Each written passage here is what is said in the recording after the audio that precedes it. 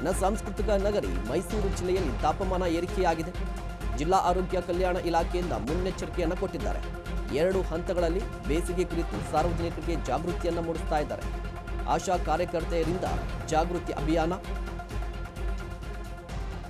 ಮನೆ ಮನೆಗಳಿಗೆ ತೆರಳಿ ಜಾಗೃತಿಯನ್ನು ಮೂಡಿಸ್ತಾ ಇದ್ದಾರೆ ಆಶಾ ಕಾರ್ಯಕರ್ತೆ. ಹೆಚ್ಚು ನೀರನ್ನು ಕುಡಿಬೇಕು, ತಂಪು ಪಾನೀಯಗಳನ್ನು ಸೇವನೆ ಮಾಡಬೇಕು,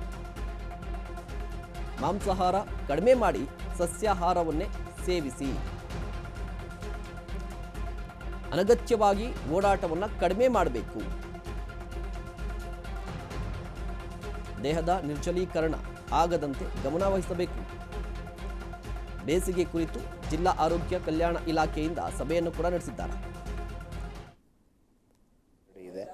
ಈ ನಿಟ್ಟಿನಲ್ಲಿ ನಾವು ವಿವಿಧವಾದ ನಮಸ್ಕಾರ. ನಮ್ಮೆಲ್ಲರಿಗೂ ತಿಳಿದಿರೋ ಹಾಗೆ ಹವಾಮಾನ ಪ್ರತಿಕೂಲದಿಂದ ಮಾನವನ ಆರೋಗ್ಯದ ಮೇಲೆ ವಿವಿಧ ಹಂತದಲ್ಲಿ ದುಷ್ಪರಿಣಾಮಗಳಾಗ್ತಿರೋದು ನಮಗೆಲ್ಲರಿಗೂ ತಿಳಿದಿರೋ ಅಂಶನೇ ಆಗಿದೆ.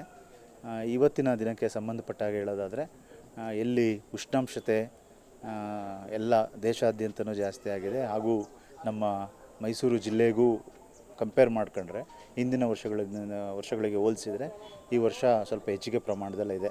ಸುಮಾರು 36-37 ಡಿಗ್ರಿ ಅಷ್ಟು ಈಗ ಆಲ್ರೆಡಿ ಇದೆ. ಈ ನಿಟ್ಟಿನಲ್ಲಿ ನಾವು ವಿವಿಧವಾದ ಕ್ರಮಗಳನ್ನು ನಾವು ಆರೋಗ್ಯ ಇಲಾಖೆ ಮತ್ತು ಜಿಲ್ಲಾಡಳಿತ ತೆಗೆದುಕೊಂಡಿದ್ದೀವಿ. 2 ವಿಭಾಗದಲ್ಲಿ ನಾವು ಮಾಡ್ಕೊಂಡಿದ್ದೀವಿ. ಒಂದು ಸಮುದಾಯ ಹಂತ